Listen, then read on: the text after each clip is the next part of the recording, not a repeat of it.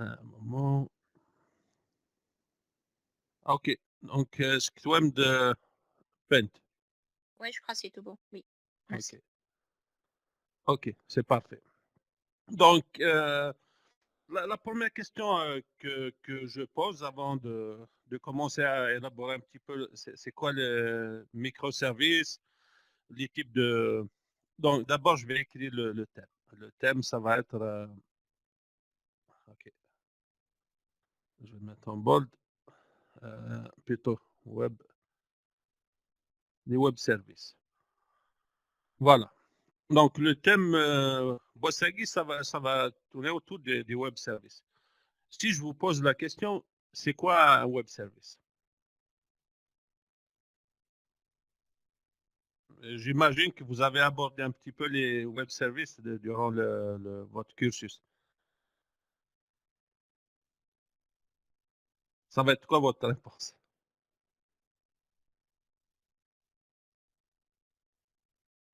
Une idée? Alors, quelqu'un qui va répondre.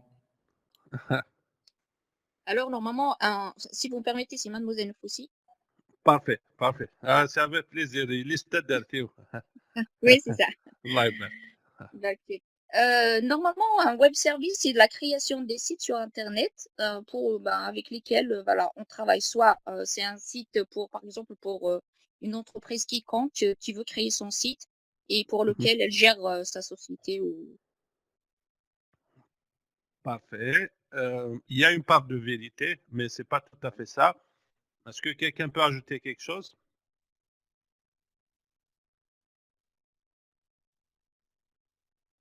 وش وين تلاقي وتمغرها في غشي maintenant c'est juste pour amorcer un petit peu la discussion et puis voir comment orienter le Alors, il y a une réponse sur le forum. Ça dit Alors, où est-ce qu'il est? Il est là. Alors, un service qui répond à des requêtes HTTP over network. mais ça oui, effectivement, mais ça c'est vague. Et puis pour vous dire, il y a deux types.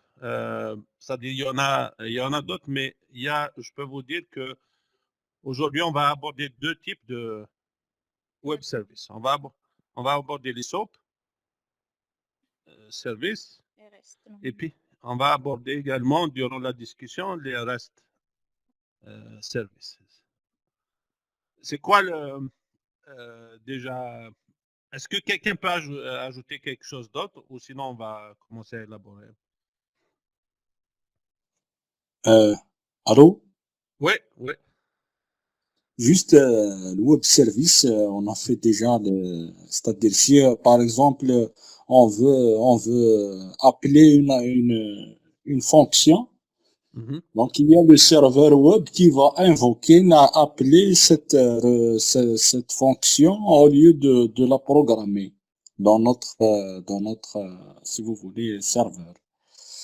C'est-à-dire on va héberger les appels dans un serveur. Des appels? Non, ce n'est pas les appels. Les appels, c'est nous, c'est le client. Mais lui, c'est le serveur, c'est lui qui va faire le lien avec les fonctions à exécuter. Comme le serveur de base de données. C'est un serveur pour les fonctions, le côté, on peut dire, métier. Voilà. La logique. Voilà. Et puis, c'est quoi? Bon, c'est pas tout. Il y a une part de, de vérité, mais c'est quoi la différence entre SOAP et REST dans ce cas-là? En détail, je ne peux pas répondre. On parle big picture, c'est-à-dire d'une manière globale. Je n'ai pas besoin de réponses détaillées parce qu'on ne va pas faire de l'implémentation aujourd'hui. Aujourd'hui, c'est juste un petit... on va démystifier ces termes que tout le monde utilise probablement tous les jours, mais si pour les expliquer, c'est une autre affaire. Donc, D'accord, merci. parfait. D'accord. D'accord. Ok, parfait. Donc, le thème d'aujourd'hui, ça va être les services web et puis on va aborder les services SOAP et services REST. Pour vous dire, les services SOAP sont les premiers sur le marché. Maintenant, les compagnies ont cessé de les développer. C'est devenu une sorte de legacy. C'est une sorte d'héritage. C'est quelque chose de vieux, mais c'est quelque chose qui existe. Surtout les grandes compagnies comme les banques, peut-être les universités. Et les restes, c'est la nouvelle tendance. On va voir c'est quoi tout ce cinéma-là. OK. OK. Pour expliquer ça, admettons, pardon, j'ai deux applications ici. On va dire deux applications. Voilà, c'est voilà, application A et puis l'application B. C'est quoi ça? Ça, c'est le serveur. En passant, c'est quoi un serveur? Est-ce que quelqu'un peut me dire c'est quoi un serveur?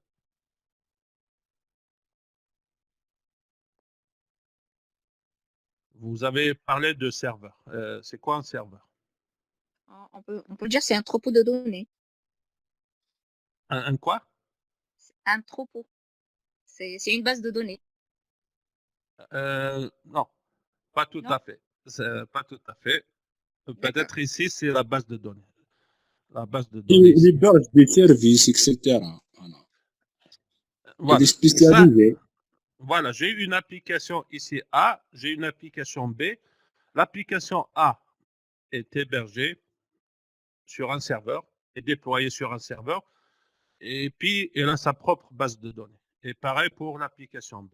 Donc un serveur, ce n'est qu'un ordinateur puissant avec le soft qui est installé dedans pour héberger une application.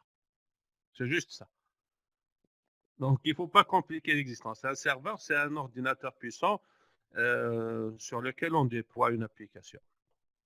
Et puis, la base de données aussi ça est peut-être déployée dans un autre serveur. C'est pour contenir les données de l'application. Voilà, tu as deux applications ici. Euh, à quoi ça sert les services web? Les services web servent à, ici, je vais écrire les services web. Web Service, WS.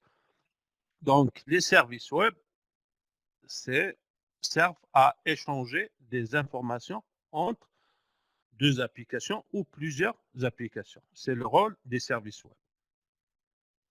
Si vous avez une application, admettons de l'université de Mouloud Mamri, qui veut échanger des informations, peut-être de récupérer des informations à partir d'une autre application, peut-être de notes ou je ne sais pas quoi, je ne connais pas l'architecture, ils peuvent utiliser des services web pour échanger ces informations, pour établir cette communication. Pour ça, est-ce que c'est clair ou c'est pas clair pour le rôle des services web? Tout simplement, c'est pour C'est clair. échanger des informations entre deux applications. Et puis, cet échange d'informations entre deux applications se fait contrairement à... Attends, je ne sais pas si vous voyez maintenant cet écran-là. Qu'est-ce que vous voyez? Toujours... Ouais. hein? Mais qu'est-ce que vous voyez? Ah, ok, pardon. Attends. Si vous allez sur le site, on va dire si vous allez sur le site de l'université ou sur n'importe quel site web, on va dire vous allez sur le site, la page Facebook de Paul Savoir à Marie, que je consulte sur peut-être maintenant 4 ou 5 fois par jour. C'est devenu une obsession. C'est quoi lorsque vous allez ouvrir cette application-là sur votre navigateur? Lorsque, par exemple, vous voulez rentrer en communication avec Paul Savoir à Marie, vous avez une interface graphique qui est représentée par le HTML. Merci pour la pub. Merci. C'est-à-dire, vous avez du HTML. Vous allez sur n'importe quel navigateur, vous ouvrez une application et puis vous allez voir du HTML, du CSS, peut-être du JavaScript qui va dynamiser un petit peu l'affichage. Ça, parce que vous êtes des humains. On est des humains, on comprend ce qui est visuel. Si la page vous défile du SQL, si vous défile du JSON ou du XML, vous n'allez pas comprendre. Impossible de comprendre. Donc, vu qu'on est des humains, l'interface, lorsqu'on ouvre une application, on nous affiche c'est-à-dire une interface graphique. Même si vous voulez échanger des informations avec cette application, par exemple, vous allez remplir un formulaire d'inscription au poste savoir à Marie, vous allez saisir des données dans un formulaire HTML et puis vous allez soumettre votre formulaire. C'est à travers une interface. Mais ça ne se passe pas comme ça entre deux applications ou bien plusieurs applications. L'échange d'informations entre deux applications se fait avec des services web via de la programmation. Vous allez écrire un code, c'est-à-dire l'application, pardon, pourquoi ça flash l'application qui est ici et qui est considérée comme le client, on va dire, qui va consommer le service. Pour consommer le service, elle va écrire un programme pour et envoyer une requête via HTTP à l'application, le fournisseur du service. À son tour, une fois que la requête est traitée, vous allez recevoir une réponse. Et la réponse qui a été envoyée, ça se fait avec de la programmation. Donc, je récapitule. L'échange ou bien la communication entre deux applications se fait via de la programmation en utilisant des services web. Pour ça, est-ce que c'est correct ou c'est pas correct? Est-ce que vous avez des questions à propos de ça?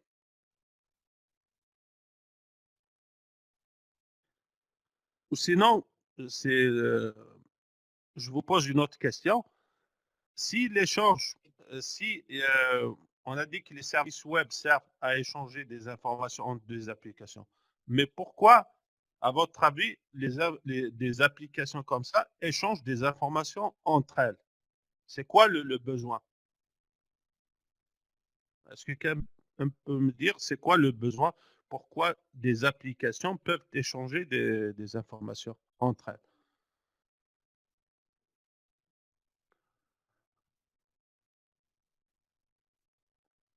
Une En idée? fait, c'est pour répondre à un besoin. Parce qu'il y a des requêtes pour lesquelles il y a par exemple des questions pour lesquelles on demande d'avoir des informations et du coup, pour cet échange, en fait, il s'effectue entre les deux applications. Une, par exemple, sous forme d'une requête et l'autre, elle va remplir. On ne va pas rentrer dans l'implémentation requête-réponse, le protocole. C'est juste d'une manière sommaire comme ça. C'est quoi le besoin? Pourquoi des applications peuvent échanger des informations entre elles? Comme ça, d'une manière sommaire, globale, big picture.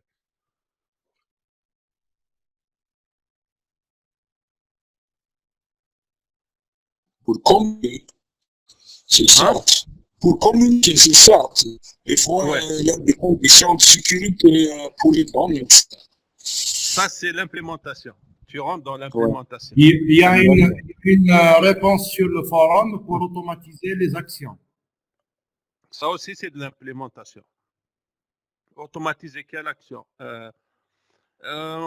Peut-être, comment, pour vous expliquer ça, l'utilité, comme son nom l'indique, service web. C'est-à-dire c'est un service rendu via le web. Pour que cette communication se fait, c'est-à-dire il faut, en fait, généralement, comment on appelle l'application qui fournit le serveur? On l'appelle le serveur ou bien le provider ou bien voilà, le fournisseur du service. Et celui qui consomme le service, celui qui le demande, c'est le client, ou bien on l'appelle le consumer, celui qui va consommer le service.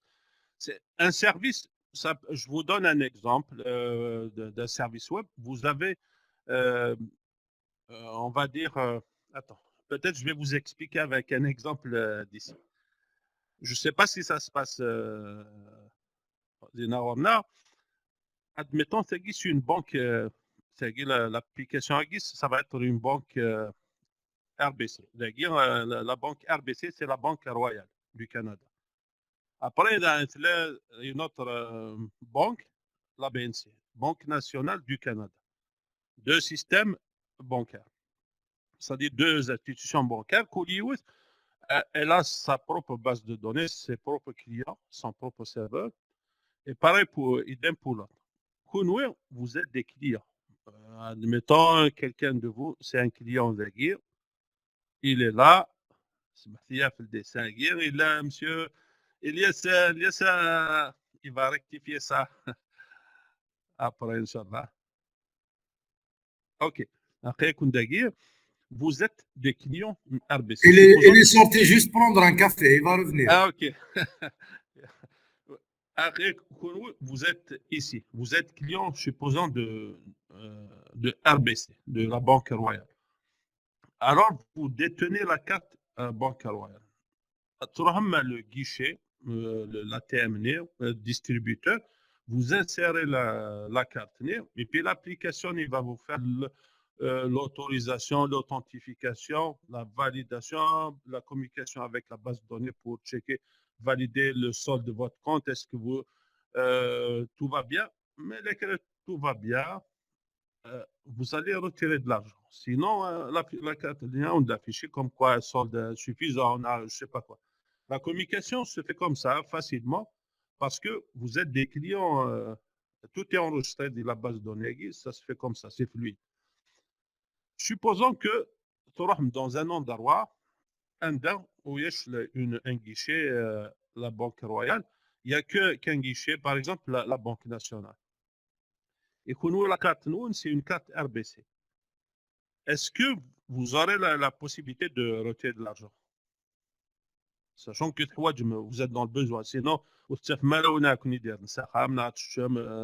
pas. En général, oui, dans le système bancaire, normalement, on peut. Hein. Ouais. Donc, mais comment que ça se passe? Je vais même dire ils font ça, les banques. Oui, comme la carte d'Arabia. Oui. Interbancaire. Voilà. Interbancaire. Même la carte d'Arabia, celle du CCP, on peut retirer même dans la banque, apparemment. Eh ben, c'est parfait. Donc, c'est pareil que Amdagui. Donc, sur le coin, RBC, comment ça fonctionne? Comment ça fonctionne à votre avis?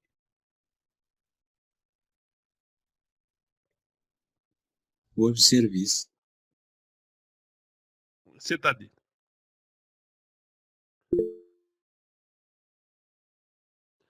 C'est-à-dire comment que ça fonctionne lorsque tu insères la carte unique. Il y a quelqu'un qui a levé la main, mais je pense qu'il peut parler. Désolé, hein? Ouais, oui. Oui, c'est parfait, ouais. Ok, donc la banque enfin, elle va en arrière-plan, تنزل في les informations et le web service la banque أنت تسجل نادين.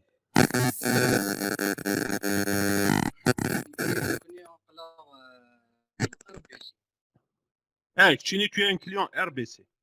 Tu veux retirer de l'argent, c'est la BNC. La BNC, c'est en arrière-plan, le numéro de compte, en arrière-plan. تخدم une connexion à la RBC, تدوير كل الكونت. Exact, c'est parfait. Donc, connecté à la Banque nationale, automatiquement, ils vont détecter que la carte, ce n'est pas leur carte. Et puis, les banques entre elles sortent des codes pour détecter qui cette carte appartient. Ils vont savoir que c'est du RBC, ils vont envoyer une requête pour vous identifier. Mais à aucun moment, une banque, une application va vous laisser la base de données. Donc, c'est une requête de la BNC qui va s'effectuer à RBC pour vous identifier. Et puis, une fois que c'est identifié, si tout va bien, un message via justement de la communication, web service, et que vous aurez de votre argent. Après, la Banque nationale, l'application qui va envoyer une autre requête à la BNC pour vous mettre votre solde compte à jour et puis vous charger des frais. Il y a des services qui sont gratuits, mais il y a des services qui ne sont pas gratuits. Guillaume, lorsque tu retires de l'argent d'une autre banque, ils vous chargent à peu près $4 par transaction. Donc, l'intérêt, vous voyez, qu'est-ce qui a permis cet échange entre des applications? C'est les services web. Donc, les services web, tu peux l'année, pas uniquement dans les systèmes bancaires.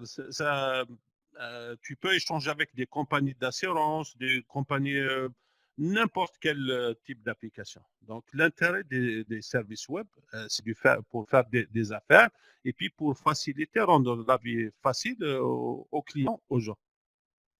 Je ne sais pas si vous voyez un petit peu le contexte des services web et le rôle des services web. Parfait. C'est parfait. OK. Cela, Nahdar, c'est quoi? À quoi ça sert les services web, la communication et tout? Qu'est-ce que ça veut dire? Est-ce que les services web à Guy, c'est l'unique solution pour. Parce que les derniers temps, Guy, ça parle des services web partout. On parle des services web. Est-ce que c'est l'unique technologie qui permet de l'échange d'informations entre deux applications? Ou à travers votre cursus, vous avez entendu parler de certaines technologies?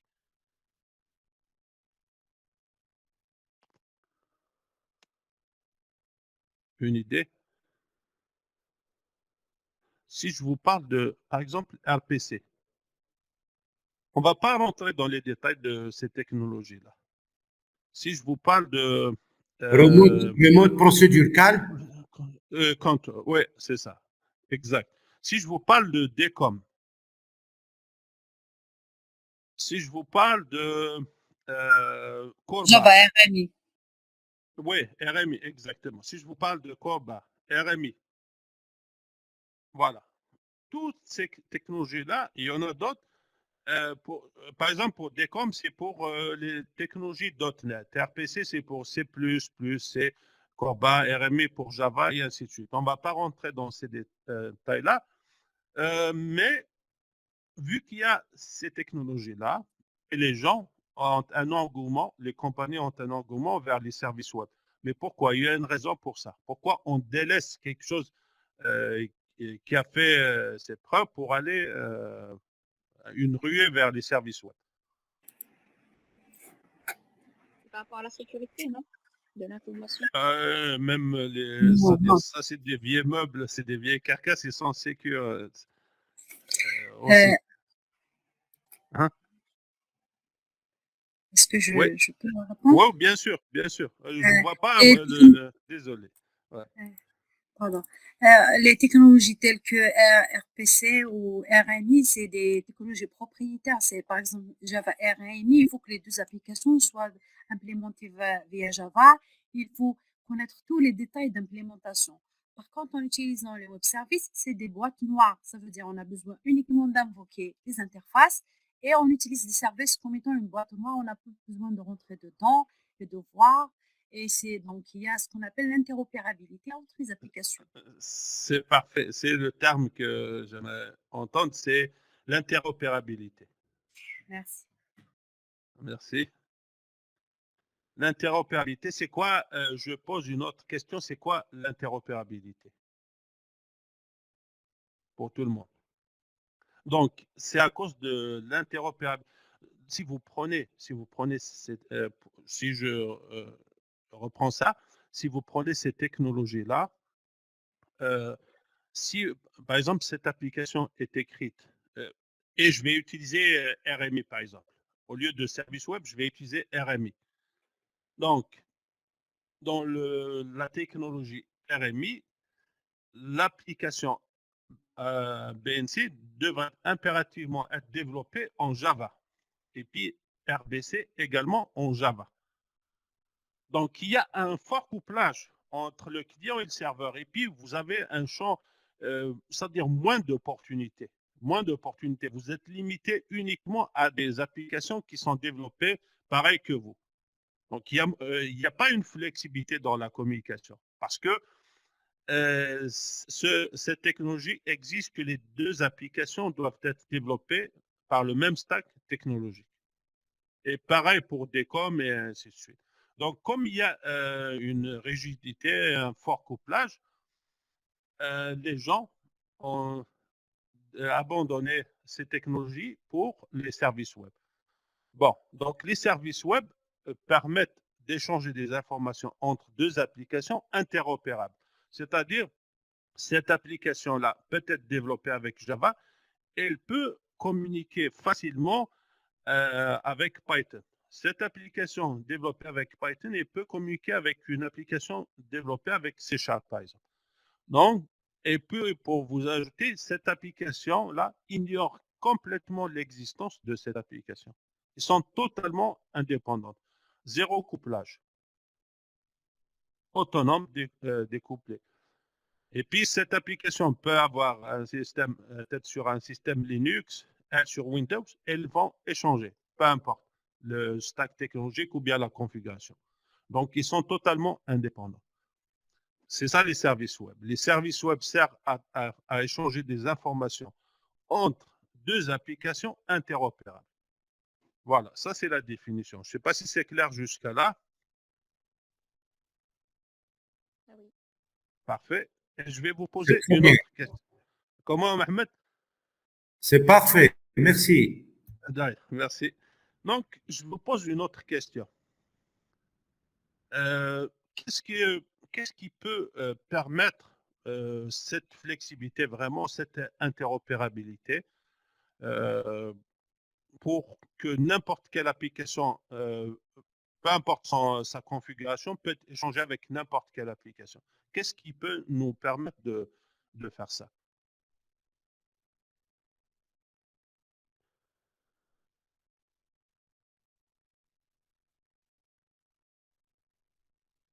En fait, pour ceux qui lèvent la main, comme on n'est pas nombreux, vous pouvez parler directement. Ouais, ouais, ouais, parce que je vois pas, désolé, je vois pas, j'ai un petit souci avec l'écran.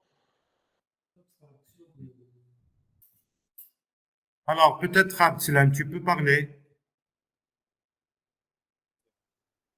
Donc, en quelque sorte, ce qui nous permet ce langage global, c'est la façon dont les données sont structurées. Comme par exemple, Mhm. toutes les applications peuvent comprendre le schéma du JSON. Il faut aussi penser à standardiser. Ouais, mais Abdeslam, tu as une part, presque, tu as répondu. Il te manque juste quelque chose. Un protocole. Pas le protocole, bon, le protocole de transport, c'est le HTTP. Ça, c'est pour le transport, que ce soit pour les REST et les SOAP. Juste pour, d'abord, on va commencer par les services SOAP, parce que c'est Le les langage, premiers. le langage peut-être. Quel langage? Langage de données, pour décrire les données, etc. Peu importe on va, si on commence par le... Hein? L'XML, etc. C'est ça, c'est ça. En fait, le format, qu'est-ce qui permet cette flexibilité? C'est vraiment un format de données qui s'appelle le XML. Vous connaissez tous le XML qui ressemble au HTML. Le HTML, c'est un ensemble de balises prédéfinies que vous ne pouvez pas changer. Par contre, le XML, c'est un format pour transporter et stocker des données. Alors, comment XML va contribuer à ça? Parce que le XML, c'est un format de données universel. Est-ce que vous êtes d'accord avec ça? N'importe quelle machine peut parcourir, comprendre le HTML. N'importe quel langage peut comprendre le HTML. Vous pouvez faire une recherche. Le XML, c'est un langage universel. C'est ça. Parfait. Donc, vu que c'est un langage universel, donc, c'est ce format-là, l'universalité du XML, qui a été exploité. Donc, je récapitule. Un service web, c'est Maintenant, on peut définir un service web. Il sert à échanger des informations entre deux applications interopérables. Un service web, ce n'est pas un API, simplement, c'est un ensemble de spécifications et de règles qui permettent l'échange d'informations entre deux applications via le web. Donc, si je récapitule, le service web, c'est un ensemble de spécifications et de règles qui favorisent et qui permet l'échange d'informations entre deux applications interopérables. Est-ce que c'est bon pour ça? Oui. Parfait. Maintenant, comment le XML va rentrer dans le jeu de tout ça? Peut-être pour ça, avant de repartager mon écran, peut-être je vais, je sais pas si, attends, je vais essayer d'arrêter le partage. Si quelqu'un, est-ce que vous êtes familiers tous avec du Java? Mais on va pas Oui, développer du oui, Java, oui. c'est juste un petit, parfait. Attends, comment faire apparaître mon Eclipse? Est-ce que vous voyez c'est-à-dire Eclipse ici, ou vous voyez toujours, Pas encore. ah, pas encore. Alors, il est sur l'autre écran, peut-être? Attends, Nous aussi, il est sur il est là. Attends, le même écran. ça ne sera pas là. Je vais le, Tu arrêtes le partage si tu voilà, veux. c'est ça. On Voilà. repartage. Attends, j'arrête le partage. Arrêter la printage. Pardon. Et j'ouvre. Voilà, partage. Et je vais partager Eclipse. Est-ce que vous voyez Eclipse maintenant? Ouais, très bien. Parfait. Attends, je suis sur quelle perspective? Je suis sur. Voilà. Vous n'avez pas besoin de comprendre Java. C'est juste, je vais créer un simple projet. Je fais démo project. OK. OK. Vous voyez toujours Eclipse, c'est ça? Non, non, le partage est arrêté. Oh, ah, désolé. Eclipse. Voilà. Est-ce que vous voyez Eclipse maintenant? Très bien. Oui, c'est- Oui, oui, oui, c'est c'est- bon. Voilà. Donc, je vais essayer juste d'afficher ce projet-là. Donc, si j'ai pas besoin. OK. OK.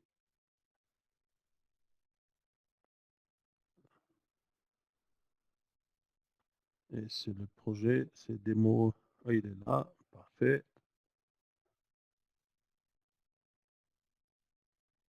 OK. J'ai ce petit projet-là. Ah, OK. Je vais faire un clic droit. Je vais créer deux classes Java. La première, je vais l'appeler la classe test. Et puis, l'autre, ça va être une autre classe. Je vais ajouter la méthode main. Je vais l'appeler driver. N'importe quel nom. C'est juste pour vous mentionner comment. Vous allez voir c'est quoi pourquoi je vous montre ça. On va simuler un petit service. Un petit service. Cette application, vous voyez bien l'écriture, ou vous voulez que j'agrandisse un petit peu? Non, non, c'est très bien. OK. c'est lisible. Si tu peux agrandir un tout petit peu, mais sinon, c'est bon.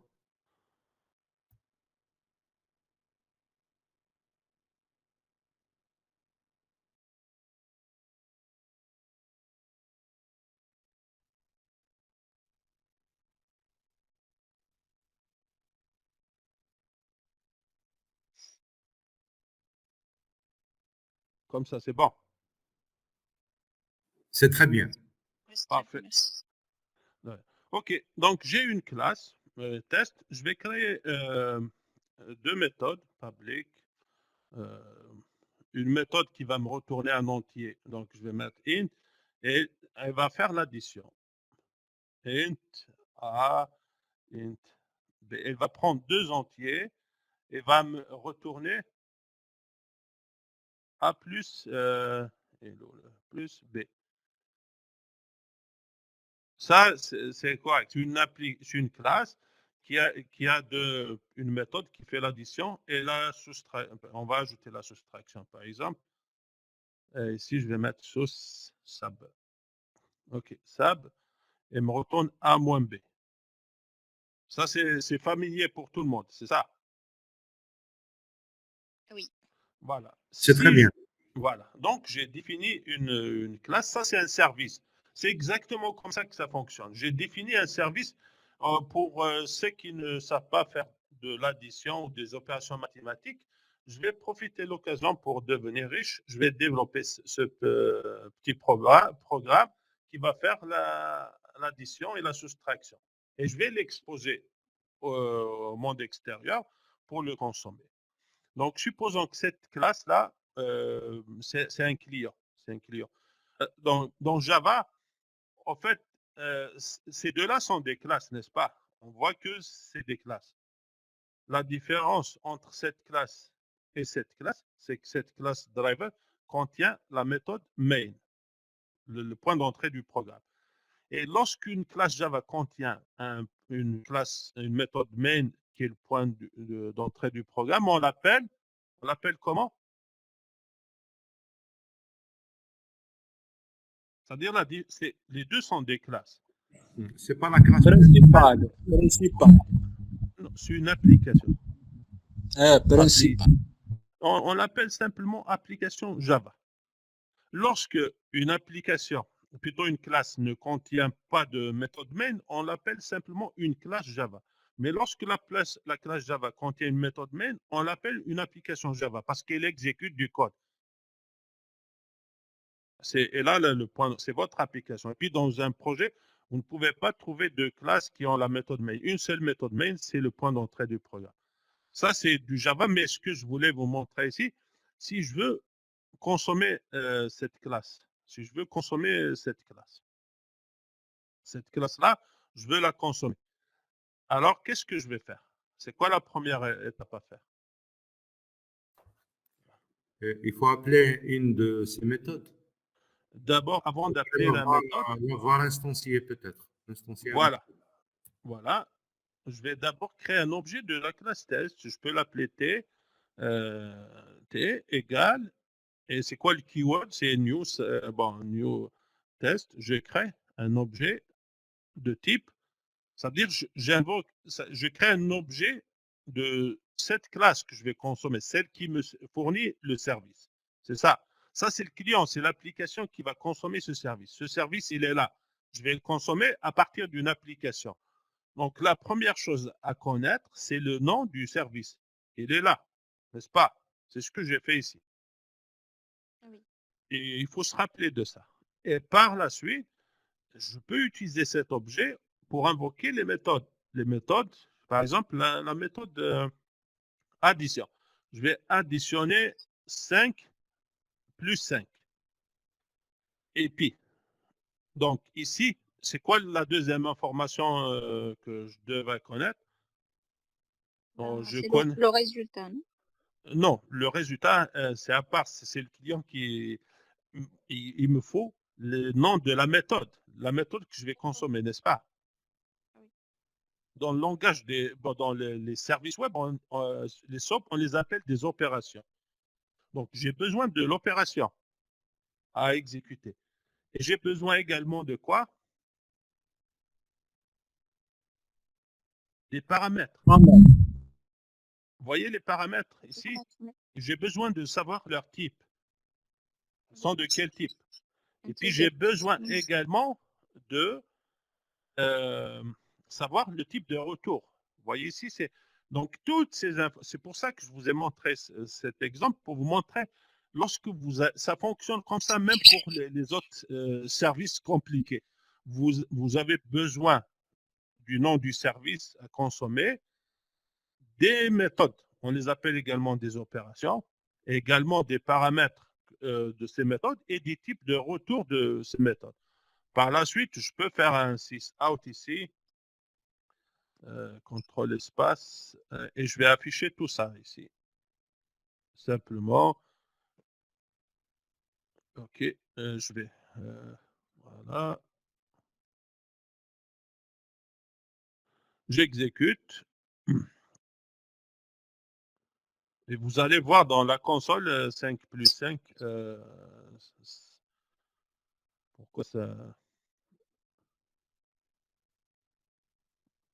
Peut-être il faut que je vois dans la vue console.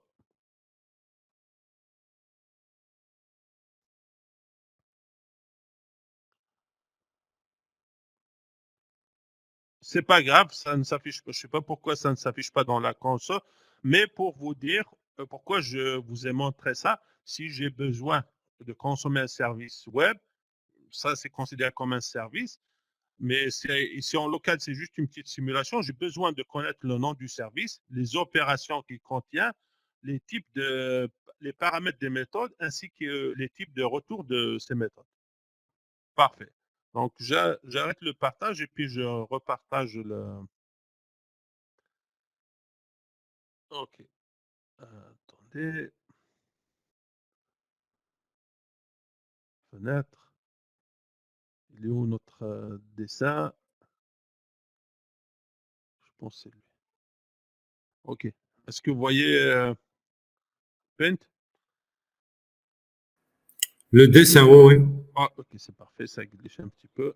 OK. Ça sera pas lent.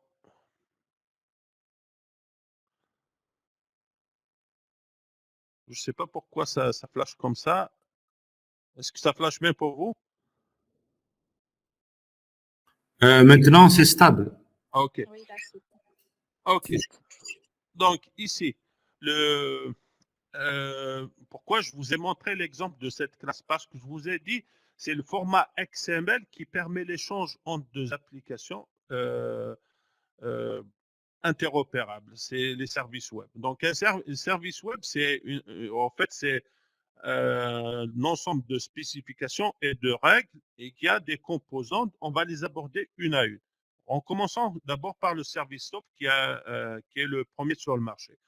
Donc, cette application-là, la première application, on va dire RBC, si elle veut, c'est-à-dire fournir un service et puis le partager avec du monde, elle va, vu que ces applications-là sont totalement indépendantes, ils s'ignorent complètement, donc comment les autres applications peuvent savoir qu'est-ce que cette application fournit comme service?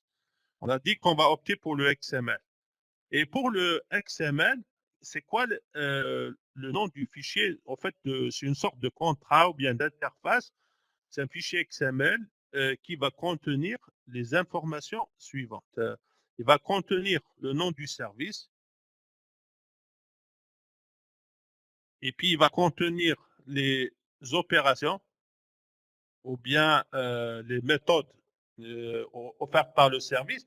Il va contenir les paramètres, les types des paramètres. Il va contenir également les types de retour de ces opérations. Et également, il doit contenir l'adresse du service. Comme le service il est offert via le web, c'est qu'il faut spécifier l'adresse du serveur qui héberge ce service-là. Donc, c'est les informations que ce service-là, qui s'appelle le provider ou bien qui va fournir ce service, il doit partager ces informations dans un fichier XML. Et ce fichier XML, on l'appelle comment? On appelle comment ce fichier XML? À votre avis?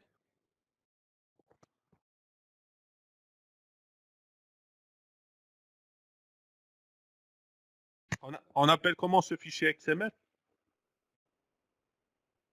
Donnez-moi juste une minute.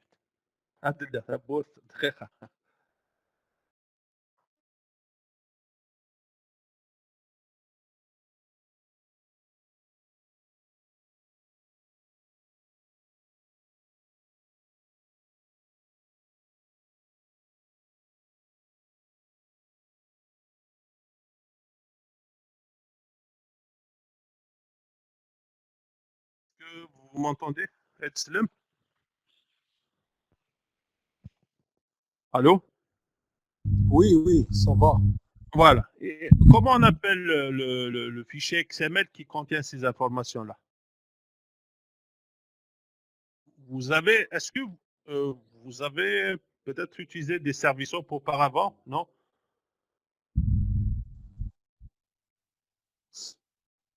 Pas On forcément, appelle, mais interface. Mon interface, je sais pas, hein. Interface.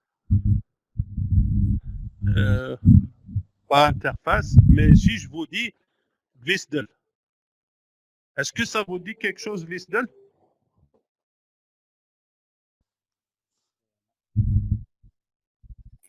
Oui, c'est le fichier de description. Ça s'appelle Voilà, c'est le, VSD.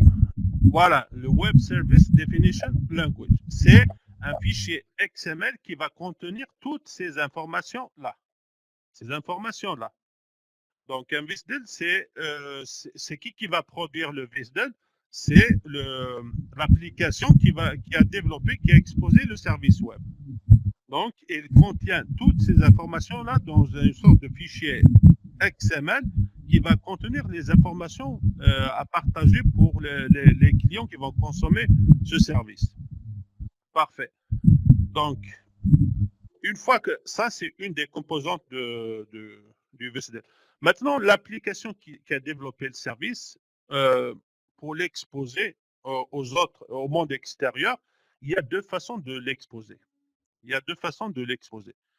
Si par exemple, vous travaillez dans une même entité ou bien vous avez une grande compagnie, différents départements, vous voulez fournir ce VSDL à votre collègue dans l'autre département, comment ça fonctionne? Comment vous allez partager ce VSDL-là pour qu'il le consomme dans...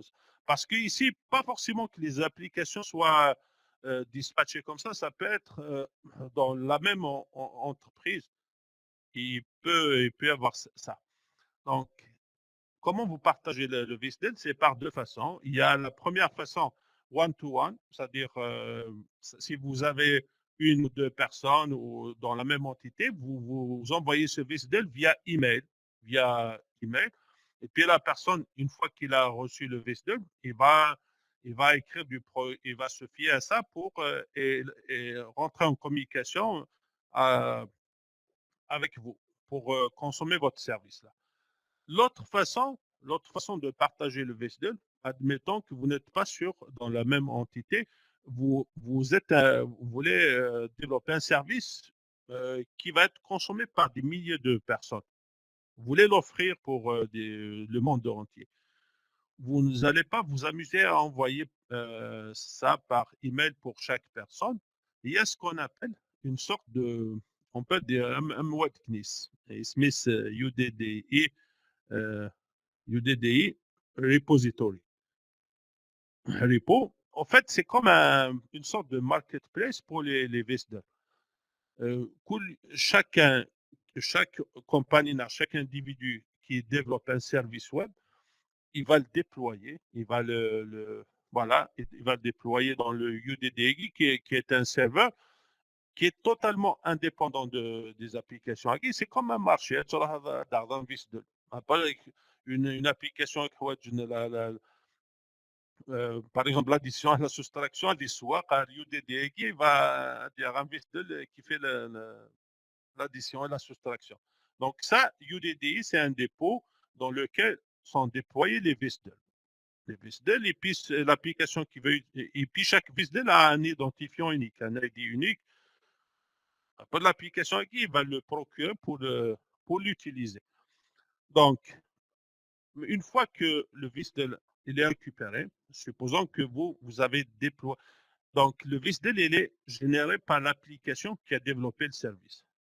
Voilà, il y a des outils. Maintenant, l'implémentation, vous pouvez développer des services web, c'est-à-dire avec différents langages de programmation.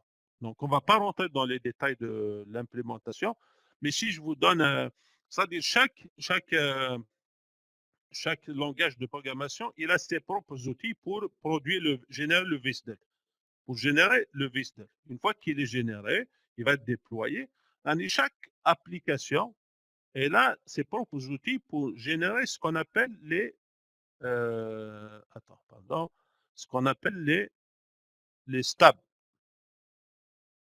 Stabs, là, en français, je pense que c'est les étalons. C'est quoi, à votre avis, un stab? Vous avez entendu parler d'étalons, non? Non, plus de détails, s'il vous plaît. Tura, l'application qu'il a développé le service, la petite classe que je vous ai montré dans Java, on va dire c'est un service qui fait l'addition et la soustraction. Donc, l'application, elle a ses propres outils pour générer le VSDL et puis le déployer. Après cette application, il va récupérer le VSDL. Mais cette application, il est développé en .NET, il est en Java. Donc, c'est pas c'est-à-dire le stab, en fait, c'est quoi le stab? Le stab, c'est une classe, c'est un étalon de classe qui est fait avec le langage de programmation du client. Donc, si l'application est du .NET C#, le stab, ça va être une classe qui est développée avec du C#. Il n'est pas développé, mais il est généré par des outils. Donc, comment qu'elle est faite cette classe-là? Pourquoi on l'appelle un étalon, un stab? Parce que une fois que l'application elle reçoit le VSDL, après les outils ils vont générer une application. C'est comme une application générique qui va mimiquer ou bien imiter, qui va essayer de reproduire la classe du service tout en se basant sur les données qui sont dans le VSDL. Je ne sais pas si c'est clair. Est-ce que ça va être, par exemple, par exemple, le nom de la classe avec les méthodes et les Oui, paramètres qui sont c'est dedans? c'est- En quelque c'est chose, ça. c'est des exemples vides. C'est ça, exactement. C'est juste il n'y a pas d'implémentation. C'est une classe, c'est pas une application. Je vous ai dit que c'est une classe à partir des données qui sont déposées dans le VSDL. En général, un étalon. Mais cette classe-là, il n'est pas écrite dans le langage de programmation de l'application qui a produit le service, mais dans le langage de programmation de l'application qui va le consommer. C'est pas l'équivalent d'une classe abstraite. C'est un peu près ça. On l'appelle un proxy, un stab. Donc, c'est quoi l'intérêt de ça? Une fois que, c'est-à-dire tu as justement produit le stab Agile à partir du VSDL, l'application Agile, vu que c'est le même langage de programmation, elle peut instancier le stab Agile, créer une instance pour invoquer, pour faire des appels pour consommer les méthodes Agile à des soustractions. Voilà. Donc, après, en fait, l'exécution, la consommation du service, comment qu'elle va se faire? Donc, une fois que tu as, à partir de cette classe, le stab, tu crées un objet pour appeler la méthode, mais dans le langage de cette application. Tu vas appeler c'est-à-dire la méthode add. Tu vas dire ici, add, je veux que tu me fasses add 2 et 3. 2 et 4. L'addition ne se fait pas ici. Il va y avoir une requête HTTP qui va se faire. On appelle ça, c'est-à-dire SOAP. Tout à l'heure, on disait c'est quoi SOAP? SOAP request. Parce qu'on parle du service SOAP pour le moment. Une requête qui va se faire via le protocole HTTP Ardagir. Après, une fois que la requête arrive ici, elle va être traitée. Mais il ne va pas être intercepté par le service directement. Il va y avoir ce qu'on appelle le skeleton. En fait, le skeleton c'est dans le langage Java, par exemple, c'est une servlet. Je ne sais pas si vous connaissez la servlet. En fait, peu importe. C'est une classe. Rada. Ouais. Non, il y a le noir qui clignote tout le temps. Je ne sais pas si Ah, on ok. peut régler ça. Attends, ça ne sera pas là. je vais essayer de... Désolé, je ne sais pas pourquoi. Un moment. Ouais, je ne sais pas pourquoi il fait ça. Attends, je vais essayer de cliquer ici.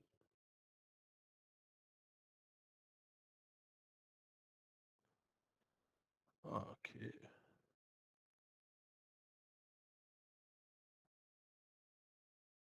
C'est peut-être le fait que j'ai deux écrans ici. Désolé. Ça, en tout cas, ça sera pas long. Je vais arrêter le partage. Je vais donner le partage à quelqu'un. Je termine ce concept-là rapidement. Dans, donc, une fois que la requête est envoyée à le... Attends, pourquoi ça... La requête va être envoyée euh, au serveur. Au serveur. Il s'appelle SOAP Request. La requête SOAP. Il va être traité.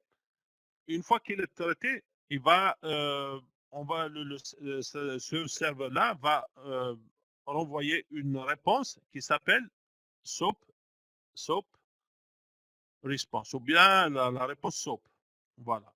Elle s'appelle SOAP Response. Et puis, cette SOAP Response-là, vu que c'est du XML, parce qu'en fait, ici dans les services SOAP, juste pour vous dire, l'échange se fait uniquement avec du XML. Dans les services SOAP, l'échange d'informations se fait uniquement avec du XML. Une fois que ce stable-là reçoit la réponse sous forme de XML, il va la traduire et puis la réponse va être reçue par l'application client. Donc, l'échange, d'une manière générale, se fait comme ça. Donc, je vais arrêter le partage et on va passer à avoir un exemple direct. Et puis, est-ce que quelqu'un peut partager son écran? Je vais vous montrer comment installer une petite application et puis faire un petit test. Et vous allez vous familiariser avec tout ça. On va voir ça live. Un volontaire.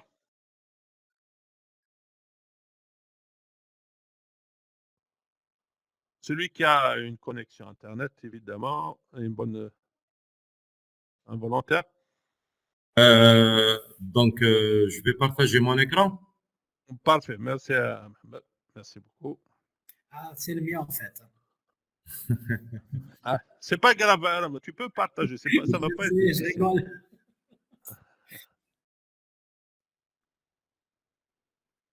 Parfait. OK. Donc, je vais vous envoyer un petit exemple. Vous allez voir. Ça, juste encore une fois, on est en train de parler des services SOAP. Je vous ai dit qu'il y a deux types de services, SOAP et REST. On a abordé sommairement les SOAP et puis les REST, on va les voir plus tard. Je vais partager une URL. Ça sera pas long. Je vais la mettre dans le chat. Envoyé via le forum. Ouais, je l'ai envoyé dans le forum. Ouais. Voilà. Donc, un exemple, ça c'est le SOAP UI. C'est quoi le SOAP UI? Ça, vous pouvez consulter ce site. Si tu scrolles un petit peu, si tu descends un petit peu en bas. Oui, c'est bon. Ah, ok, parfait.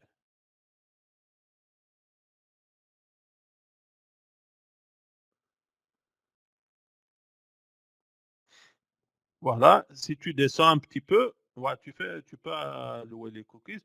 Tu vas voir un exemple de VSDL en bas. Je pense qu'il y a un VSDL en bas. Si tu descends un petit peu, il y a un VSDL.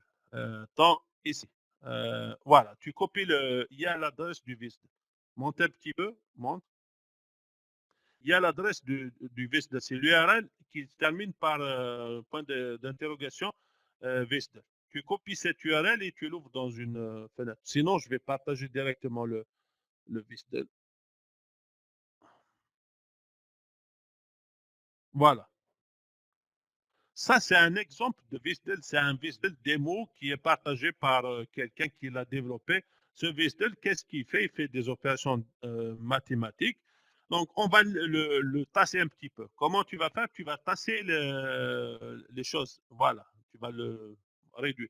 Tu as réduit toutes celles qui pointent vers le bas. C'est parfait. Donc, si vous... Attends, comment je vais afficher en plein écran? Attends, plein écran, c'est parfait. Donc, le VisDel, les informations que je vous ai dit tout à l'heure, que le VisDel contient, si vous descendez un petit peu en bas complètement, vous allez voir ouais, voilà. En bas, le nom du service.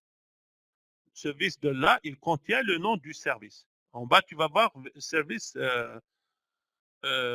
en bas, le dernier tag, la dernière balise en bas.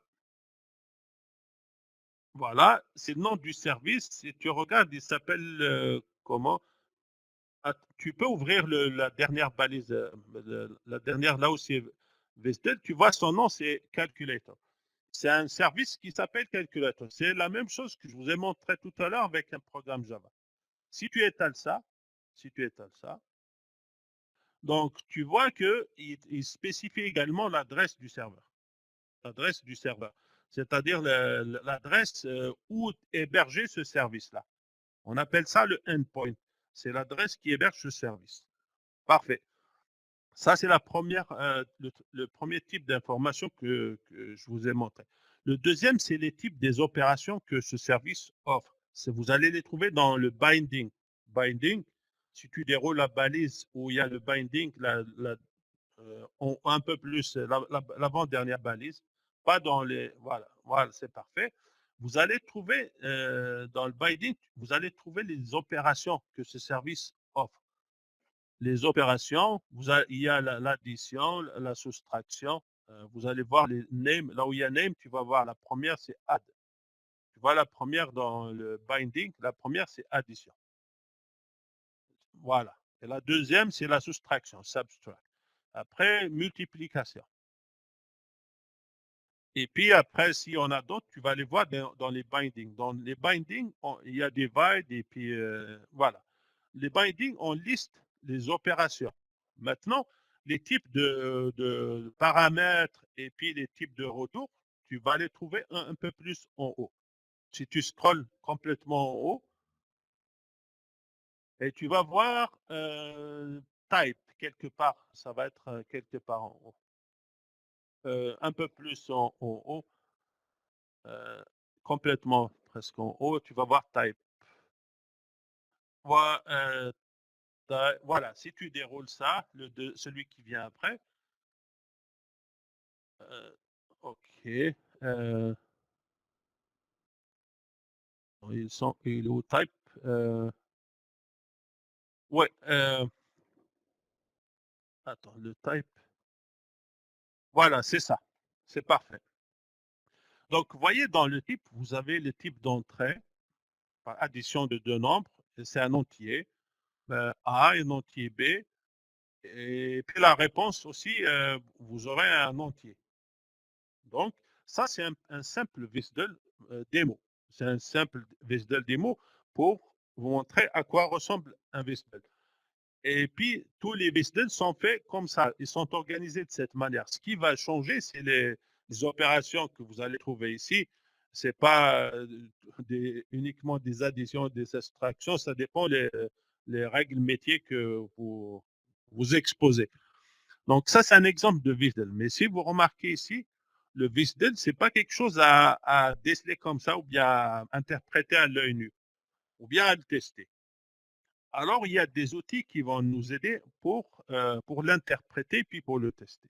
Et un des outils, si tu vas aller, s'il te plaît, sur Google, on laisse ça et on ouvre SoapUI. Tu peux écrire SoapUI, download.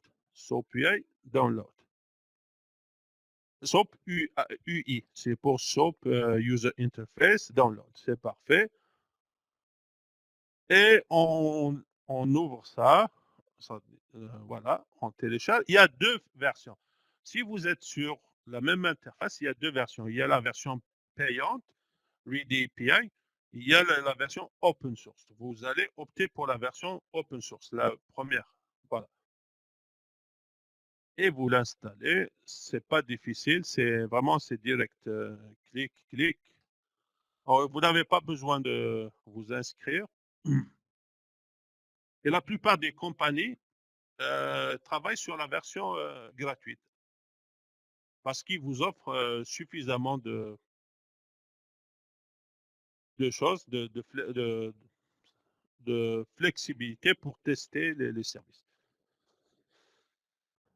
J'espère que c'est un peu clair. Je parle pas dans le... Oui, oui, c'est très clair. Juste le temps que ça Oh, télécharge. il n'y a pas de souci. Donc, 5 minutes. Oui, il n'y a pas de souci. On va... C'est une bonne occasion pour faire une petite pause. Ouais. Un café... voilà. Il n'est pas là. Ah, ouais. Et il y a Rachid qui te passe le bonjour. Ah, ça a été Rachid. Merci. Merci, Rachid. Merci. La salle de gay, elle est pleine, hein? Ah, c'est bien. C'est un test pour la salle. Effectivement.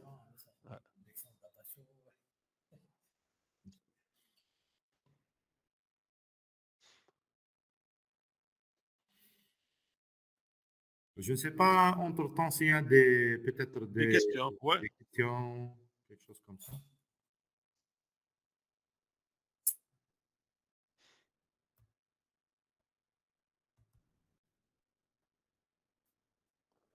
De toute façon, à Segui, on va peut-être juste faire les services SOP. La prochaine fois, on va faire les services REST.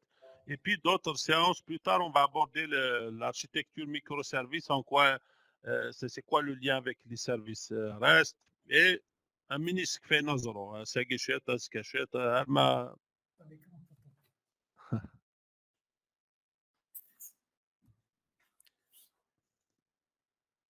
Et n'hésitez pas à aller chercher des VSDL en ligne, il y en a plein, et vous les explorez. Ça va vous donner une idée.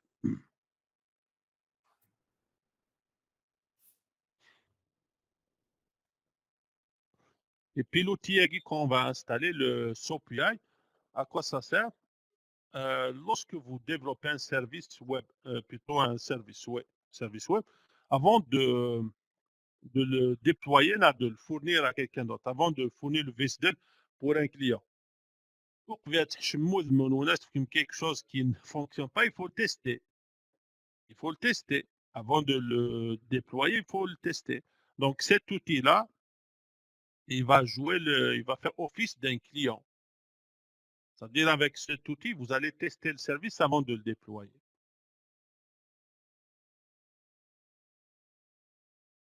Parfait. C'est parfait. Donc vous lancez l'exécution et c'est direct. Next. Ouais, tu peux faire next. Donc, tous les paramètres par Ouais. défaut. Ouais, on va laisser par défaut. Ouais. Next. Next. Ouais. Ouais, tu peux laisser un shortcut du bureau. C'est parfait. Voilà, tu décoches View, on n'a pas besoin de la release Néon. Voilà, sinon tu lances. Voilà. Voilà. Tu décoches le. Voilà, c'est ça, clique sur Fini. Parfait, tu cliques sur Skip. On n'a pas besoin de. Il y a Skip ici. Et ça va te popper une interface. Tu cliques sur X également. X pour la fermer. On n'en a pas besoin. Ou bien Close. Voilà. Et puis tu fermes la page d'accueil de présentation. Clique sur le X. C'est parfait. On a une interface de SOAP-UI, l'outil SOAP-UI. Avec l'outil SOAP-UI, vous pouvez tester deux types de services. Il y a les services REST et les services SOAP. Il y a deux boutons en haut, à gauche, à droite, à gauche, ouais, pardon, à gauche, il y a deux boutons SOAP et REST. SOAP et REST. Nous, il y a deux façons de créer un projet. Soit, pour le moment, on fait des SOAP. Soit ici, ou bien si tu vas sur le fichier, le menu fichier en haut, tu vas voir New SOAP Project. Voilà. On peut aller avec ça ou bien le raccourci de la petite icône. Tu peux cliquer ici. Parfait. Donc, tu peux aller maintenant copier le VSDL. Tu peux aller copier le VSDL que tu as vu dans l'URL. Le VSDL, tu le copies à partir de l'URL. Alors, c'est celui-là. Voilà.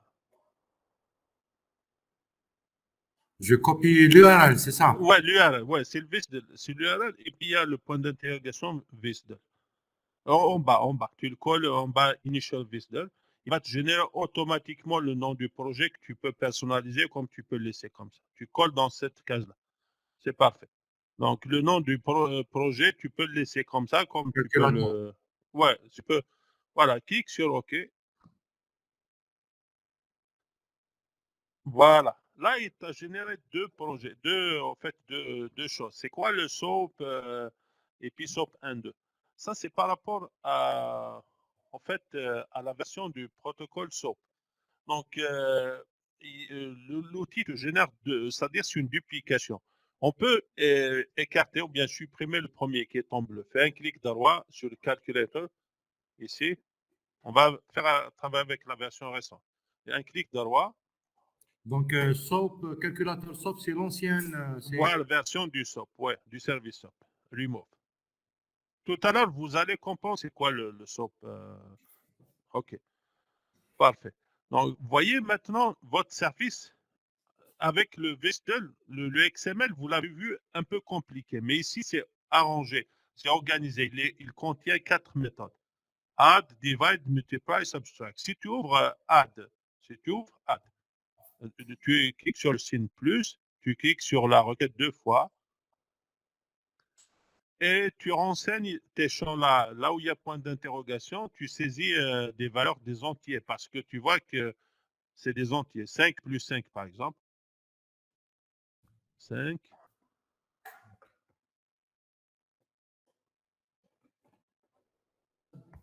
Voilà. Et là, pour l'exécuter, tu cliques sur le bouton, le triangle vert en haut.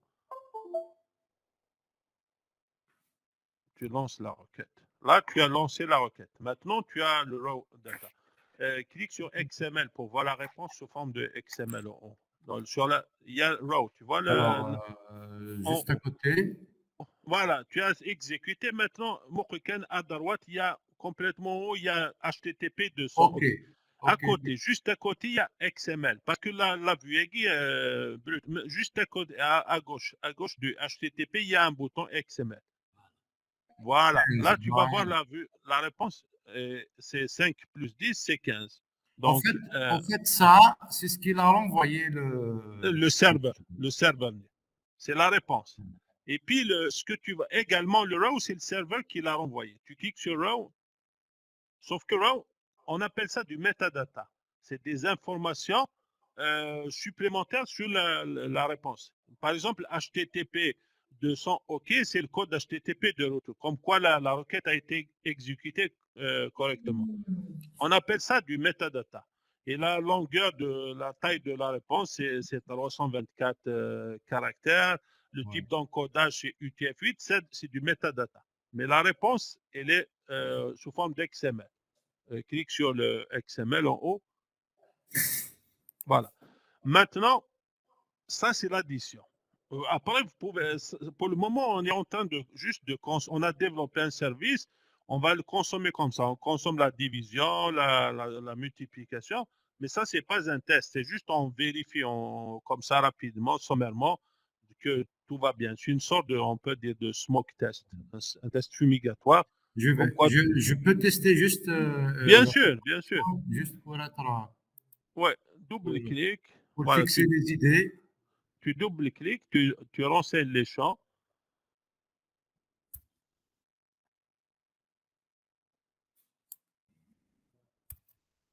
Je lance. Voilà. Et là, regarde je XML. reçois les réponses. Très bien. Voilà.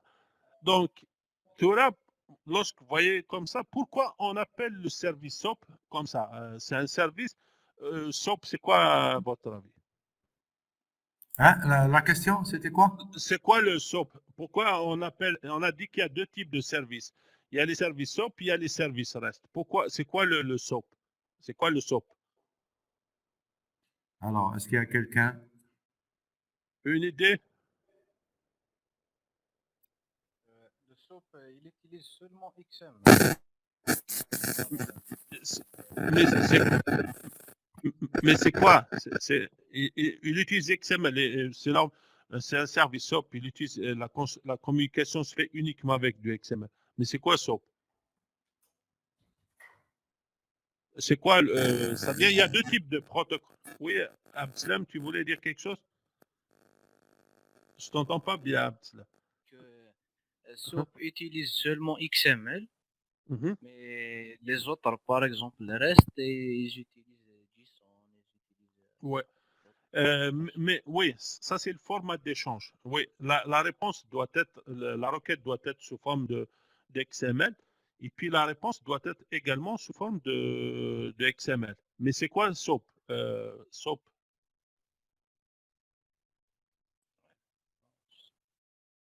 Ok, c'est pas grave. Le SOAP, c'est un protocole. C'est un protocole. Qu'est-ce qui fait ce protocole? Le protocole, comme on a dit que le HTML, par exemple, c'est un langage prédéfini, c'est-à-dire qui contient des balises prédéfinies. Vous ne pouvez pas créer une balise HTML par vous-même, parce que c'est contrôlé, c'est régi par W3C.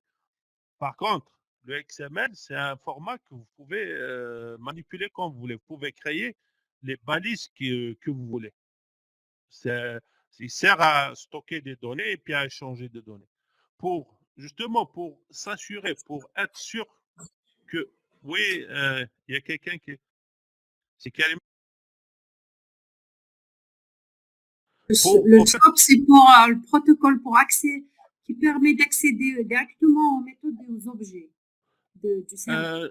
non, c'est pas lui qui permet de... Mais en fait, le protocole SOAP, là, sa mission essentielle ici, c'est d'encadrer, de standardiser le type de la requête et de la réponse. Parce que, comme je vous dis que le XML, c'est pas des balises qui sont prédéfinies, vous pouvez écrire n'importe quoi pour s'assurer que le client comprend le serveur et vice-versa. Il faut encadrer, il faut réglementer, standardiser les types de XML que vous allez envoyer. Et puis, pour arriver à cette fin, il faut organiser la requête et la réponse sous forme d'un standard. Et ce standard, c'est un ensemble de balises. Un ensemble de balises. Il faut, dans un protocole SOAP, il faut que la requête contient les balises enveloppe que vous voyez en haut, header et body. Il faut structurer votre document XML sous ce format. Alors, après, dans le body, vous pouvez mettre tout ce que vous voulez, mais impérativement, il faut que la requête, la réponse contienne les balises prédéfinies, plutôt en fait exigées par le protocole SOAP. Donc, ici, le protocole SOAP, il vient simplement pour standardiser, organiser l'échange. Et puis, c'est le protocole HTTP, c'est lui qui achemine la requête et puis la réponse. Voilà. Donc, le protocole SOAP, il ne faut pas penser loin. Simplement, c'est pour organiser l'échange. Voilà. Donc, ça, vous avez consommé le service. Et cet outil-là, SOAP UI, on l'appelle un client. C'est un client. Une fois que vous avez développé le service, je vous ai dit, avant de le déployer, vous allez le tester avec cet outil-là.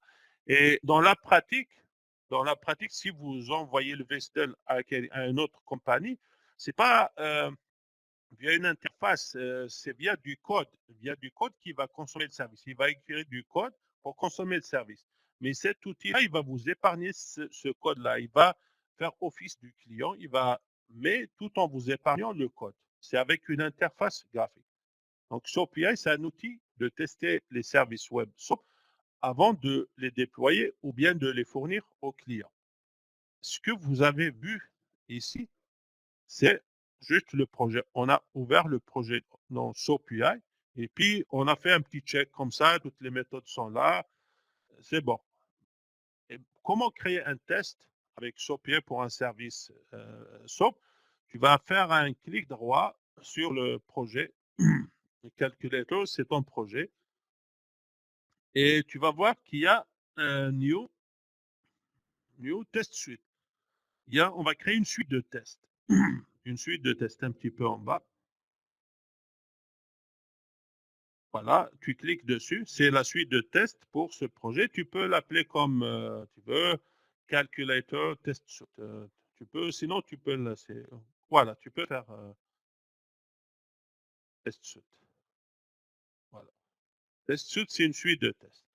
Tu peux fermer cette fenêtre. Parfait. Donc, dans la suite de tests, on va créer des cas de test. Alors là, on fait un clic droit, New Test Case. On peut l'appeler Test Case 1 ou bien Calculator Test Case. Ou juste, voilà, cas 1. Clique sur OK. Parfait. Tu fermes la fenêtre et tu ouvres le signe plus. Dans un cas de test, on doit trouver des test steps. Tu fais un clic droit sur cas de test. Ouais, ici, parfait. Et tu fais Add Step. Add step. Et puis la step, ici, c'est quoi, à votre avis? Tout ça, vous pouvez le faire avec SOAP UI. Mais nous, c'est quoi qui nous intéresse ici? SOAP, c'est SOAP Request. On va tester une SOAP Request. Voilà, on clique dessus. Voilà, tu peux l'appeler SOAP Request. C'est parfait. Clique sur OK. Là, il va te dire pour quelle méthode tu vas la créer. On va la créer, on va commencer par addition. On va la créer pour un test pour la méthode addition en haut. On clique sur OK. Et puis tu cliques sur OK. Tu n'as pas besoin de... Parfait. On a créé un test. Tu peux le renommer. On peut l'appeler, vu qu'on l'a créé pour l'addition. Pour le renommer, tu fais un rename. Est-ce qu'il y a un rename? Tu peux l'appeler add test. Add test, peut-être. Voilà. Ouais, c'est parfait. On a créé un test pour l'addition. Donc, on va renseigner les points les champs en faisant un exemple 5 plus 5.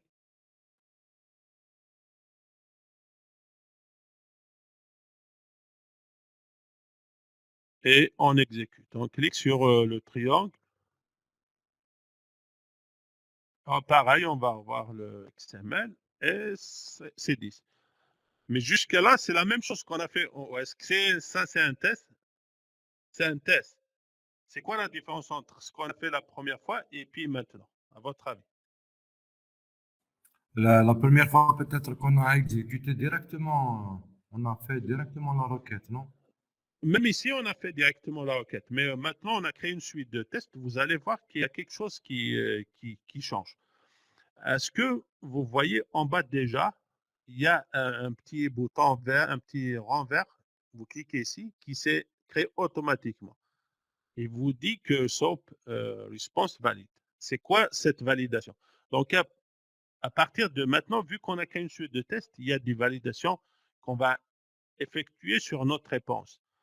C'est quoi cette validation par défaut? On ne l'a pas ajoutée, mais elle s'ajoute par elle-même. Elle s'invite par elle-même.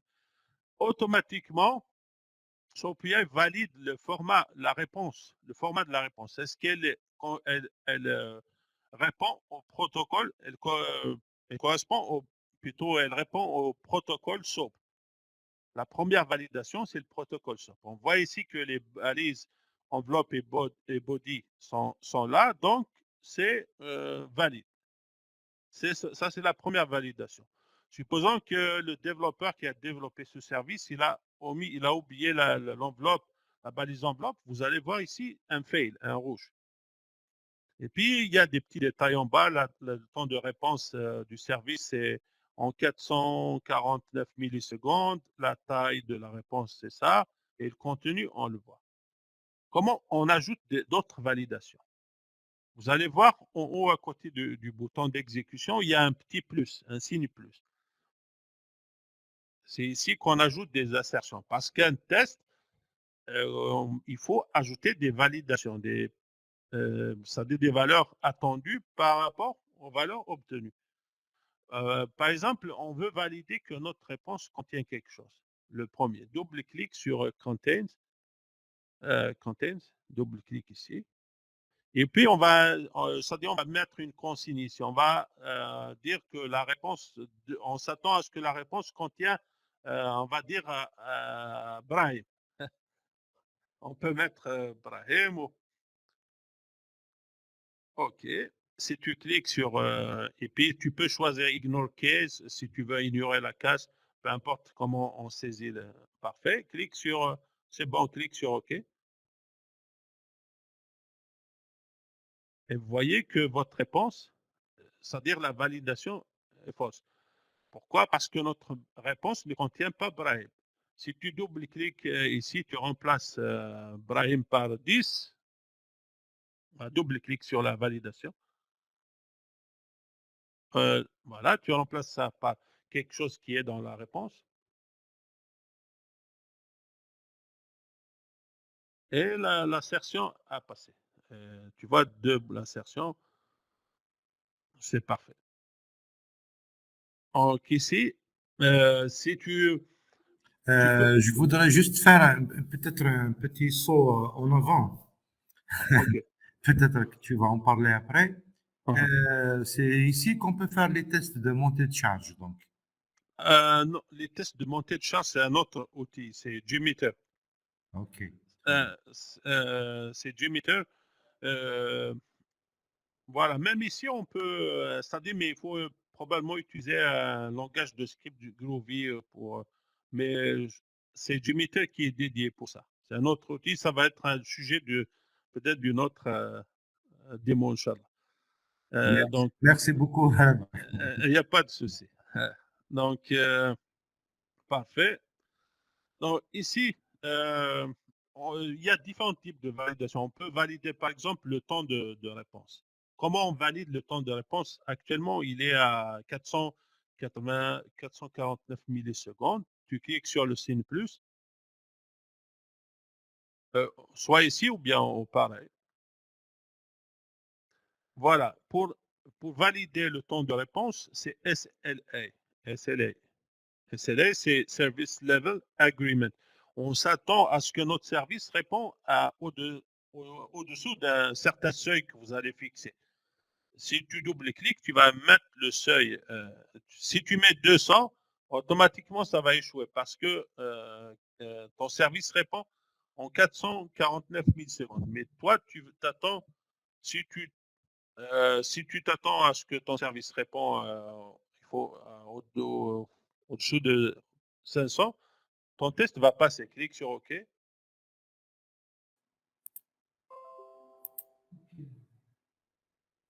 Là, ça passe parce que ça n'a pas dépassé le seuil. Et puis, ces paramètres-là, c'est le client qui va, ou bien c'est vous qui allez les fixer pour, c'est-à-dire pour, je veux que mon service soit rapide, ça dépend de vos attentes là. Ça, c'est le SLA, Service Level Agreement. On peut valider également la réponse. Si tu cliques le code HTTP de retour, si tu cliques, tu vas aller dans Property Content. Je pense, non, c'est le status. Je pense que ça parle de status. Compliance, status. Voilà, tu descends. Ça, c'est invalide. Mais descends un petit peu, tu vas voir l'inverse. Valide HTTP. Voilà, si tu double-cliques ici, clique sur Add, on s'attend à ce qu'on aurait un code HTTP 200. Tout va bien, tu cliques sur OK. Voilà, c'est parfait. Où vous allez voir le code HTTP, c'est en haut dans Row, c'est dans le metadata de la réponse. Il est en haut, c'est 200 OK. Voilà, ça c'est un exemple en fait, de validation. Peut-être que je peux vous montrer sur cet outil, vous pouvez l'explorer. Il est open source et puis vous pouvez trouver plein de services sur Internet pour tester. Alors, la notion de variable ici. Si tu vois dans notre test, on a hard-codé les valeurs. C'est-à-dire on a écrit les valeurs dans le test en dur. 5 ici. Ça, c'est pas. Il faut écrire un test réutilisable, facile à maintenir. C'est-à-dire il n'y a pas de couplage entre les tests. Alors, rectifier ça, on stocke les variables dans différents niveaux. Il y a différents scopes, différentes portées pour stocker les variables. Si vous stockez les variables au niveau du projet, si tu sélectionnes le projet, voilà, clique ici. Après, tu vois un petit peu en bas, il y a Project Property, Custom Property. Juste, tu tires complètement en bas, descends maintenant. Si tu descends, tu tires, c'est-à-dire la limite en haut. Tu tires vers le haut pour agrandir. C'est juste, tu déposes la souris ici, monte un petit peu. Voilà, voilà, c'est ça, pour voir un peu plus de vision. Donc, la première, c'est Project Property. C'est les propriétés générales du projet. Mais l'autre, Custom Properties, c'est des properties que vous allez définir vous-même, personnaliser. On va essayer de créer deux variables ici. Vous cliquez sur le signe plus. Tu peux l'appeler A. On va lui assigner la valeur à côté, la value à côté. OK, tu l'appelles, tu lui assignes une valeur 10 par exemple. Et tu crées une autre variable B et tu lui assignes une valeur 20 par exemple. Voilà. Donc, on a créé nos variables. On a stocké nos variables ici. Si je crée les variables au niveau du projet, parce qu'en haut, c'est votre projet, elles auront un scope ou bien une portée globale. C'est-à-dire, peu importe la suite de tests. Par les suites de tests, vous pouvez créer autant de suites de tests que vous voulez. Les étapes de test, pareil. Mais si vous créez les variables au niveau du global du projet, ils seront accessibles partout dans votre projet. Comment on accède à ces variables? Efface le contenu de A, fais un clic droit, et on va voir en bas complètement Get Data. Get Data. Et puis, on les a stockés au niveau du projet. C'est en haut, donc c'est pour ça que tu les vois.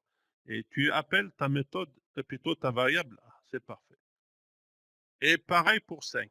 Tu fais ça, tu supprimes, un clic droit, Get Data, c'est dans la portée globale, B, parfait, et on exécute. Et puis, les valeurs ne sont pas écrites en dur. Sont stockées dans des variables. C'est correct? C'est très bien. Parfait. Et puis, l'autre scope, vous pouvez créer des variables au niveau de la suite de tests. Si tu sélectionnes suite de tests, c'est calculator test. Tu l'as nommé ta première suite de tests, juste mets la souris dessus. Voilà. Et pareil, tu fais pareil. Tu crées deux variables, on va dire C et D, peut-être. C. Voilà. Ah, tu vas mettre AA, c'est parfait. Mets des variables, des valeurs. Tu peux mettre n'importe quelle valeur. Tu crées une autre. Parfait. C'est parfait. Là, tu peux tu peux supprimer celle déjà existante, comme ça, juste pour vous montrer la façon d'y accéder. Un clic droit, Get Data toujours, mais cette fois-ci, elles sont dans Test Suite. Elles sont dans Test Suite. Monte un petit peu, Test Suite. Voilà. Et puis, vous pouvez mixer le scope global et le scope local. Tout dépend des besoins de votre test. C'est parfait, tu exécutes. XML, Bien. et c'est parfait. Après le scope, vous avez le scope cas de test. Si tu mets... Donc, ici, encore, si vous créez des variables au niveau suite de test, leur portée, c'est juste à l'intérieur de cette suite de tests et les cas tests qui s'ensuivent. Mais ils seront plus visibles en dehors de la suite de tests. C'est-à-dire on rétrécit pardon, le scope. OK, c'est pareil. Tu peux créer 3A. Maintenant, on va dans 4 tests. Et tu crées de même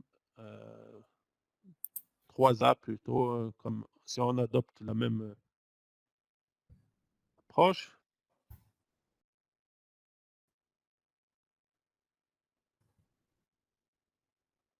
Parfait. Et tu cliques sur... voilà, tu supprimes ça.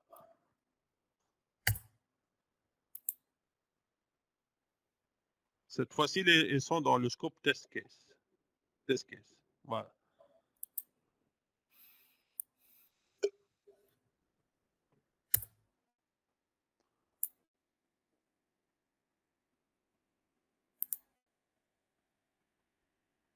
Ah, parfait, tu exécutes. Voilà.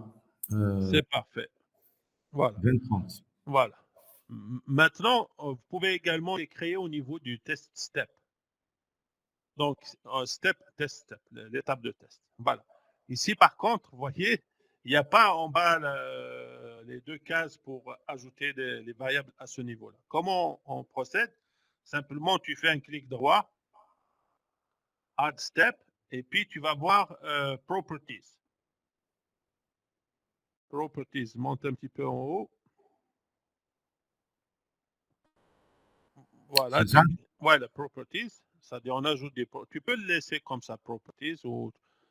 Voilà. Et là, il va te proposer le même panel. Tu ajoutes le plus, clique sur le plus. Non, il est la fenêtre du milieu. Ouais, clique sur la fenêtre du milieu, il y a un plus en haut. Voilà, c'est pareil. Ouais.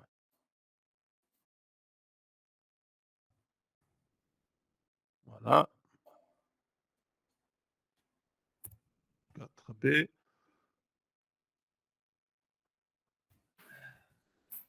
Voilà.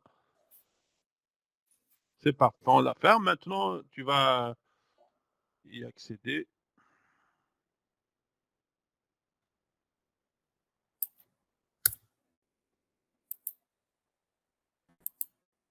Et au niveau de step, voilà, c'est parfait. Step en bas complètement. Ouais, c'est en bas. En bas, step properties. Ouais.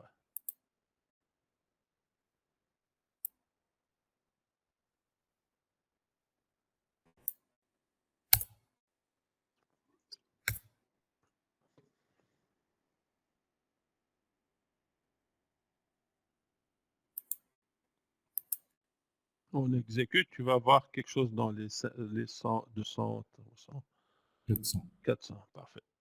C'est Très parfait. bien. Donc, ça, c'est les scopes. Dans des variables que vous allez créer dans un test step, leur portée, c'est uniquement à ce test step. Vous réduisez le scope, la portée des variables. Donc, vous avez le choix. Et puis, vous pouvez même les déclarer dans un fichier externe. Tu peux aller sur le bureau, par exemple, pour faire du data-driven peut-être. N'importe quel fichier texte sur le bureau, un clic droit, nouveau texte, et tu peux l'appeler data. L'extension, ça devrait être .properties. Point. Point. Ah,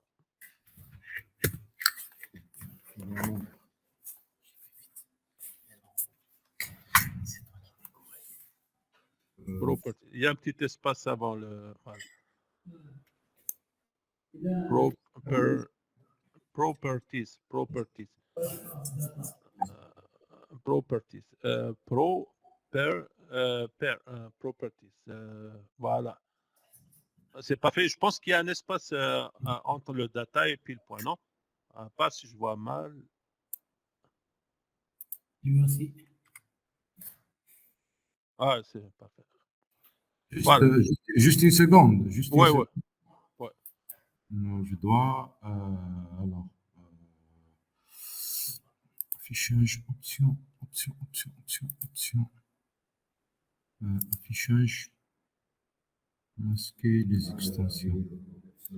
Masquer les extensions. Voilà. Ouais. Ouais. c'est parfait. Et il y a texte, voilà. Il y a texte qui est concaténé. Voilà. Parfait, c'est parfait.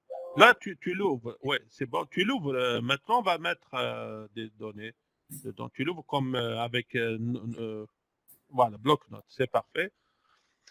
Et tu saisis, par exemple, des valeurs 5A égale. C'est des pertes les valeurs. 5A, c'est-à-dire, on va adopter la même approche. Non, c'est-à-dire, la même approche. 5 fois A égale, pas d'espace. Essaie de ne pas mettre des espaces. Peut-être mettre 2000 ou quelque chose comme ça. Tu vas aller en ligne à Enter. Parfait. Tu mets BBB égale 2000, par exemple. Et tu sauvegardes. Tu sauvegardes et tu fermes le fichier. C'est parfait. Si tu retournes dans l'outil, sélectionne par exemple la portée globale. Si tu sélectionnes la portée globale, tu vas dans Custom. Non, c'est projet. Projet en haut. Voilà. Custom. Clique sur Custom en bas. Ouais, c'est ça. Mais en bas, tu es sur. Voilà. À côté, juste à côté, ce que tu vois, pas lui. Attends. Sur la même ligne, pas elle. Pas elle. Non, va vers la droite. Vers la droite. Les icônes, les petites icônes encore à droite. Encore. Encore. Ici. Non, l'avant-dernière. L'avant-dernière. Ici. Qu'est-ce que ça dit? Load data. C'est ça. Et puis, tu vas aller naviguer pour aller chercher ton fichier qui est sur le bureau. Desktop. Voilà, tu as sélectionné desktop. Bon, clique sur desktop. Et puis, ton fichier, tu l'as nommé data. Je pense c'est navi. Scroll. Voilà, il est là. Tu cliques sur OK. Après, maintenant, regarde. Attends, ne clique pas. Clique sur Create Missing Properties. Et tu cliques sur OK. Il va te les ajouter. Donc, clique sur OK. Donc, après, maintenant, l'accès, c'est pareil. L'accès, c'est pareil. Tu peux. Tu les as mis dans le projet. Ils sont au niveau du projet. C'est 5AA. Voilà.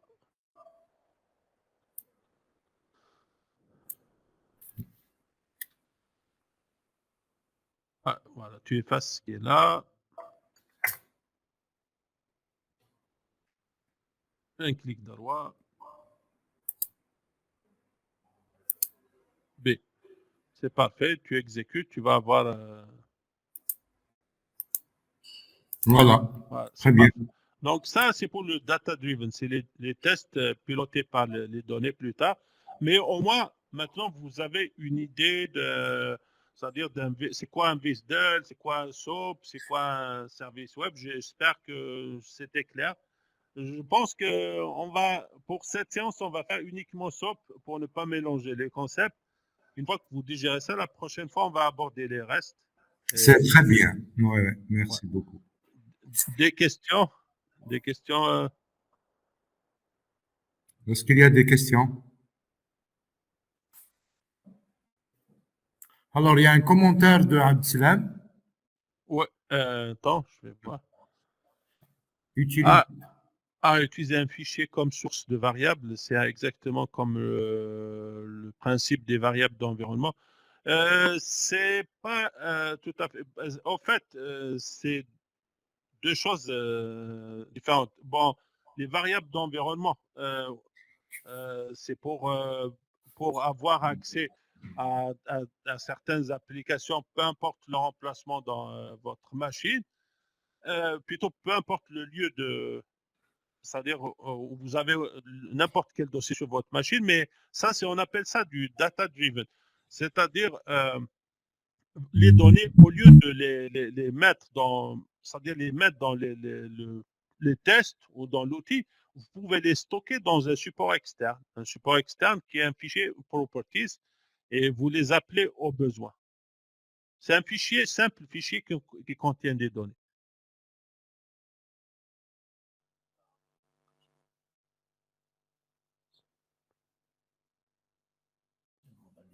Y a-t-il encore des questions? Des questions?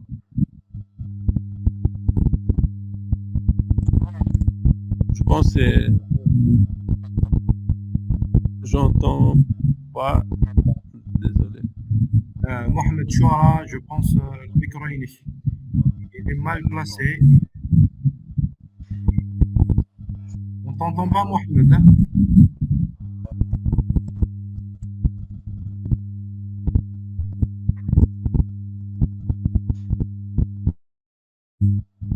Allô? Oui, oui, oui. Je t'entends pas bien. Juste,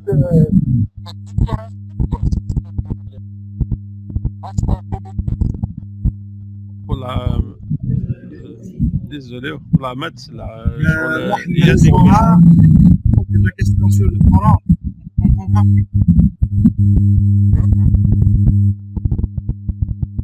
La nef, tu éteins le micro aussi parce que c'est.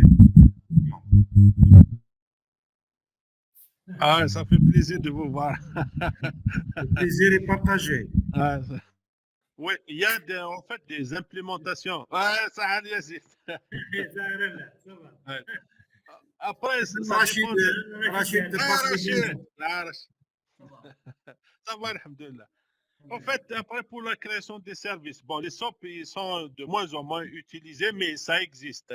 Genre, les 404 Ouais, ouais. date, ils sont là pour, pour un certain temps, mais après l'implémentation, ça va être comme un appli service web. C'est juste un ensemble de guidelines, c'est enfin,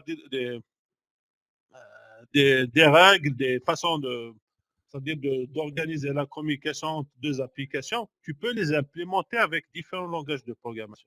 Avec Java, par exemple, il y a une API qui s'appelle JAX WS. JAX WS, attends, je vais la chercher. En tout cas, c'est pour ceux qui veulent s'initier à ça. Attends, je vais le déposer dans le chat. JAX WS, c'est pour implémenter les services en Java. Ouais, c'est un lien. Et puis pour les services REST, qu'on va couvrir plus tard, c'est JAX RS. JAX RS.